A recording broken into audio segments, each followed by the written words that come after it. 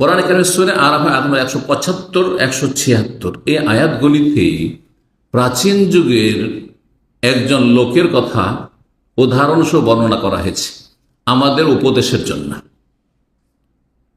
এই আয়াতের শানে নজুলে 3টি ঘটনার দিকে ইঙ্গিত করা হয়েছে, তার মধ্যে এটি বেশি প্রসিদ্ধ এবং শক্তিশালী মত। সেটি হচ্ছে যে বনি ইসরাইল ইসলামের পরে 1400 বছর আগের পূর্বে ঈসা আলাইহিস সালামের জামানে অথবা মুসা আলাইহিস সালামের জামানে, মুসা আলাইহিস সালামের জামানের ঘটনা আসলে। একজন লোক ছিল যার নাম ছিল বালআম বিন বাউরা। আমাদের দেশের ওয়াইজ বক্তারা শুদ্ধ বলতে যায় না, অনেকে বালাম বিন বাউর বলে, বাউরা শব্দটি রয়েছে। বালআম সেই লোকটির নাম ছিল। এই লোকটির তাওরাত সম্পর্কে যথেষ্ট জ্ঞান ছিল, মানে সে একজন বিজ্ঞ আলেম ছিল সেই যুগের।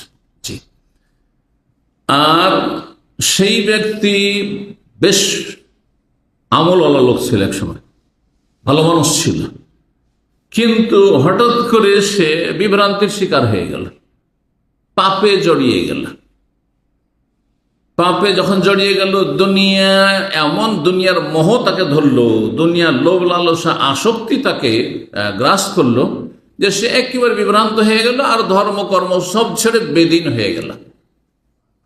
তার কথা আল্লাহ রাব্বুল আলামিন উপদেশ বর্ণনা করেছেন যে প্রতিটি যুগে এরকম মানুষ কিছু আছে, কিন্তু অনেক মানুষ এমন আছে যে যারা একসময় অনেক ভালো মানুষ ছিল, ছোট থেকে ভালো পরিবারের ছেলে, বাপ মা ভালো, হ্যাঁ, আত্মীয় স্বজন ভালো, বংশ ভালো, খুব ধার্মিক ছিল আর খুব ভালো কাজ করেছে, কিন্তু এক সময় দুনিয়ার বিভিন্ন ব্যবসা বাণিজ্য বা দুনিয়ার স্বার্থে এমন হয়ে গেছে যে দুনিয়াকে কামড়ে ধরেছে, দুনিয়ার দিকে ঝুঁকে পড়েছে, যার ফলে শয়তান তাকে স্বীকার করে নিয়েছে।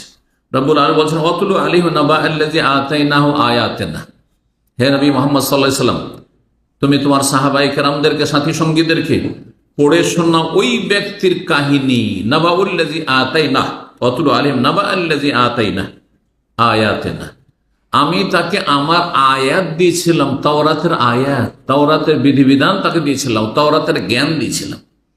ফানসালাখা মিনহা, কিন্তু সে আমল করতে করে সেখান থেকে সে তাওরাতের বিধিবিধান ছুঁড়ে ফেলে বেআমল হয়ে গেল, পাপে জড়িয়ে গেল। ফাতওয়াহু শাইতান, মানুষ যখন পাপে জড়িয়ে যায় তখন শয়তান তার ভক্ত হয়ে যায় আর শয়তান তাকেও ভক্ত বানিয়ে, শয়তানের সঙ্গী হয়ে গেল। ফাতওয়াহু শাইতান, শয়তান তার অনুসরণ করলো, তার পিছে লেগে গেল, শয়তান তার পিছু করলো। ফাকানা মিনাল গাবিন, সুতরাং সে পথভ্রষ্ট হয়ে পড়ল, পথভ্রষ্ট হয়ে পড়ল। ভালো মানুষ, দিনের জ্ঞান ছিল, তাওরাতের জ্ঞান ছিল আর ভালো আমল করত, কিন্তু সেই ব্যক্তি যখন দিন থেকে বেআমল হয়ে গেল, শয়তান তার সাথে সব সময় সঙ্গী হয়ে গেল আর তারপরে তাকে পথভ্রষ্ট করে ফেলল। আল্লাহ বলছেন ওয়ালাউ শি'না লারাফা'নাহু, আমি যদি চাইতাম তো তাকে এই তাওরাতের বিধিবিধান দিয়ে যদি আমল করত, সে তাওরাত মোতাবেক, আল্লাহর দিন মোতাবেক, তাকে আমি সম্মানিত করতাম, উন্নীত করতাম, সম্মানিত করতাম।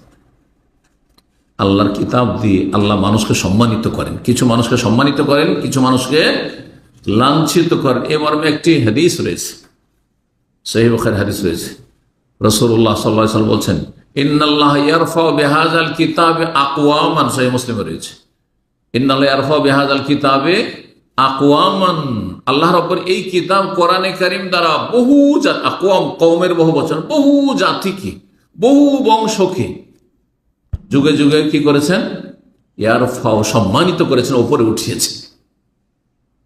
ছিল ডোমের ছেলে, মেথরের ছেলে, ছুতারের ছেলে, হ্যাঁ, চাষির ছেলে, মূর্খ ছিল, অশিক্ষিত ছিল, পল্লীগ্রামে বসবাস করত, মরুভূমিতে আপনার ইয়েতে আপনার বকরি চড়াতো, জি হ্যাঁ, এইরকম ছিল। আল্লাহ কোরআনে কারীম দ্বারা কি করেন, বহু জাতিকে কি করেছেন, সম্মানিত করেছেন এবং করছেন, করবেন। আমাকে আপনাকে আল্লাহ যে সম্মানিত করেছেন যে আমি আপনি দিনের উপর আমল করি, জান্নাতের পথে আছি, সহি আকীদায় আছি, সেই আমলে আছি, আল্লাহ যেন এর উপর আমাদের সকলকে টিকিয়ে রাখেন, এটা আল্লাহর পক্ষে সম্মান না?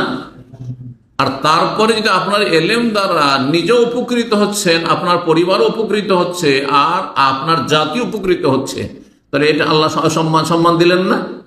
জি, ইন্নাল্লাহ ইয়ারফা বিহাযা।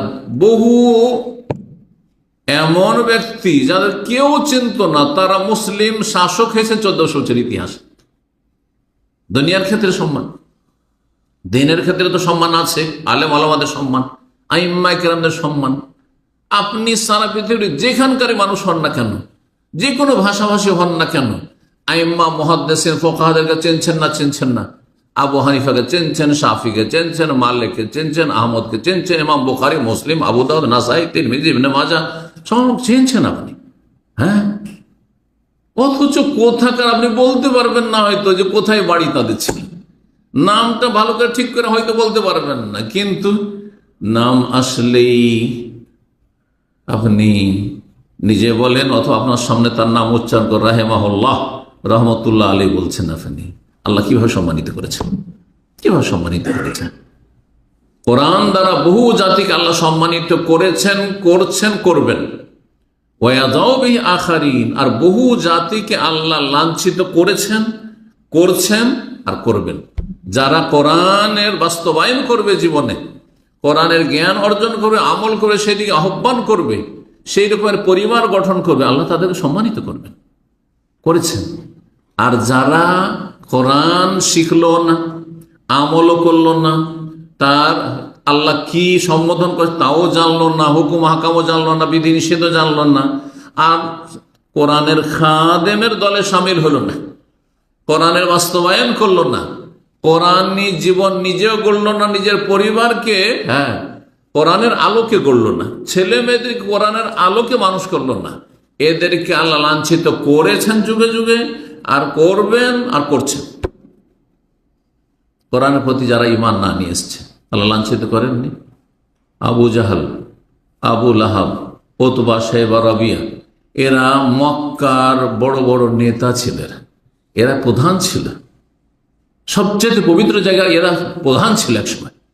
জি, ইবনে উবাই মুনাফিক, জাহান্নামের সবচেয়ে নিম্ন স্তরে যার স্থান আল্লাহ করেছেন, সে মদিনার একজন নেতৃস্থানীয় ব্যক্তি ছিল। নবী সাল্লাল্লাহু আলাইহি সাল্লামের আগমনের পূর্বে মদিনাবাসী আওস খাজরাজ সবাই একমত হয়েছিল যে একে রাজমুকুট আমরা পরাবো, এ আমাদের রাজা হবে, এ আমাদের নেতা হবে মদিনার প্রধান। এরা সাধারণ ঘরের মানুষ ছিল না, সাধারণ শ্রেণীর মানুষ ছিল না, এরা নেতৃস্থানীয় ব্যক্তি ছিল। এদের নাম একজনও কেউ ভালোবাসার সাথে নিচ্ছে দুনিয়ায়? কেউ একজন ভালোবাসার সাথে নিচ্ছে? কিভাবে লাঞ্ছিত করেছেন, দুনিয়াতেও লাঞ্ছিত করেছেন এবং আখিরাতেও আল্লাহ লাঞ্ছিত করবেন, এবং এই যে বারজাখী জীবনে আছে আল্লাহ তাদেরকে লাঞ্ছিত করেছেন, আযাব নাযিল হইতেই আছে, শাস্তি হইতেই আছে। ওয়াযাউ বিহি আখারিন। তো আল্লাহ বলছেন যে এই লোক বালআম বিন বাউরা, আল্লাহ বলছেন যে এই লোক যদি তাওরাতকে আঁকড়ে ধরে থাকতো, মূসা আলাইহিস সালাম নিয়ে আসা দিনকে সে যদি পালন করত, প্রতিষ্ঠিত করত, তাহলে তাকে আমি সম্মানিত করতাম। ওয়ালাকিন্নাহু আখলাদা ইলাল আরদ, কিন্তু সে দুনিয়ামুখী হয়ে গেল, দুনিয়ার দিকে ঝুঁকে গেল, দুনিয়ার দিকে ঝুঁকে দুনিয়ার মোহে পড়ে গেল। ওয়াত্তাবা হাওয়াহু, সুতরাং সে মনের পূজা করা শুরু করল, কুপ্রবৃত্তির অনুসরণ শুরু করলো, খেয়াল খুশি চলাফেরা শুরু করলো। ফামাসালুহু, আল্লাহ বলছেন তার দৃষ্টান্ত হচ্ছে কামাসালিল কালবি, কুকুরের মতো। সুবহানাল্লাহ।